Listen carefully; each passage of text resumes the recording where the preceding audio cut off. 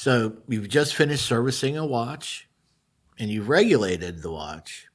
The rate's good, but you still have a gap between your dial positions and your vertical positions, and you want to tighten that up. Now, the big question is, how do you do that? Well, there's a way to know for certain, and in this video, that's what we're going to talk about. My name is Alex, and this is Watch Repair Tutorials.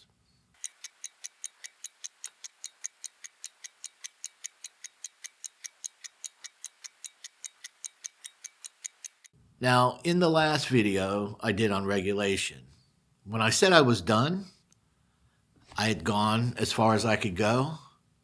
I'm sure that left some of you wondering, well, how did I know that? Well, I can tell you, I wasn't guessing.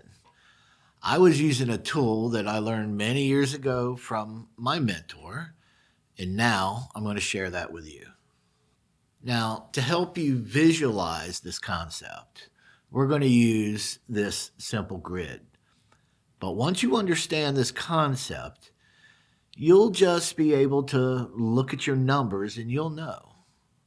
The grid is simple. It's just two columns, and you could just draw this on any old piece of paper.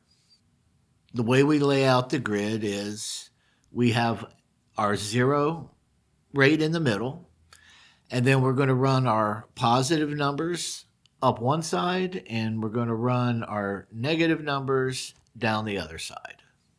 And on this grid, we're going to use it to record our rates. Now, the dial positions go in the left column, the vertical rates go in the right column. And it's the way that these numbers are arranged in the boxes that's going to tell you one of three specific things.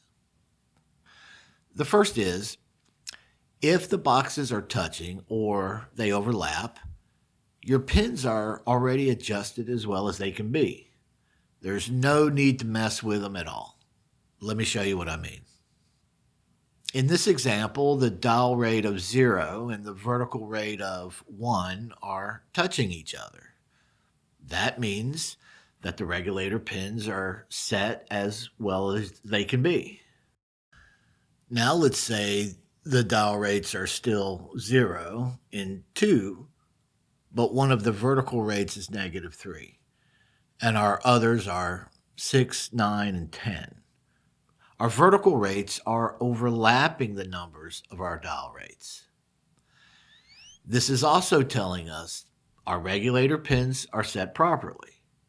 Remember, these boxes, they need to either be touching each other or overlapping each other. Now, if the dial rate sits up above the vertical rates with a clear gap between them, your flat positions are gaining on your hanging positions, and the pins need to be closed. If the dial rates sit below the vertical boxes, the dial positions are losing time compared to the vertical ones, and the pins need to be opened. Now, in the previous video, we saw this clearly when I opened the regulator pins in that video. At the very beginning of that video, we had dial rates of 0 and -5. And our vertical positions were 5, 9, 11, and 14. You can see we had a 4-second gap between the dial position and the vertical positions. And the vertical positions were gaining time. Now, just look purely at the gap between the dial and the vertical rates. It was a 4-second gap, right? Because our vertical rates were above the dial rates, if I had closed the pin slightly, it would have brought those vertical rates down closer to the dial rates. But remember, at that point, we still had to verify that the hairspring was centered. And that's why, in that particular case, I opened up the pins in the first place, because I needed to center the hairspring. Normally, you wouldn't take a time graph or reading at that point. You would just center the hairspring, and then close the pins again. But I wanted to demonstrate the effect of opening the pins, so that's why I showed you the time grapher data.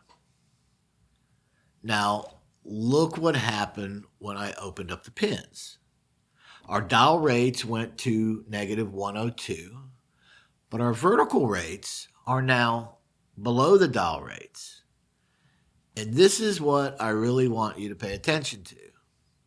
The spread between the dial and vertical rates increased from 4 to 10. This clearly shows you that opening the pins not only slows the vertical rates to a larger degree than the dial rates, but it did it so much that they are now below the dial rates themselves.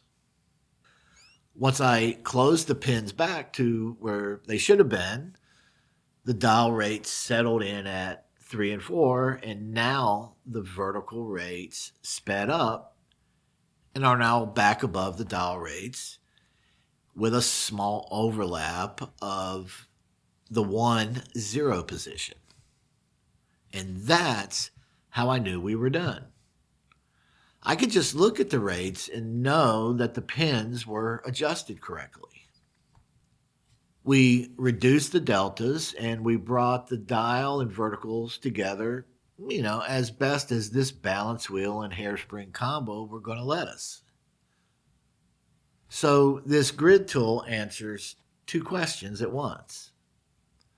The first is whether you need to touch the pins at all. And the second is, do we need to open the pins or close them? Now, here's one thing that you really need to understand. This grid tool tells you about the pins. It doesn't override the importance of your delta. Adjusting the pins has limitations, and it's not going to correct a high delta rate. If you're working on a movement with a solid balance wheel, and unless you're super advanced, you're not going to be correcting the poise, which also affects the rate. In those cases, just make sure you're centering the collet in the hairspring, because that can also affect the rate as well. Now, if you're working on a movement that has timing screws and you have a large spread between your dial and vertical rates, you're going to probably need to dynamically poise that balance wheel first before you even start worrying about regulator pin spacing. Now, if your delta is already within the specs for the grade of movement that you're working on, you're done. Wherever the boxes sit. And if the gap between the boxes is only a second or so, that isn't a real gap. And it's not really worth opening up the pins trying to chase a second or two. That gap really needs to be clear before it really means anything. Your delta is the number that really matters.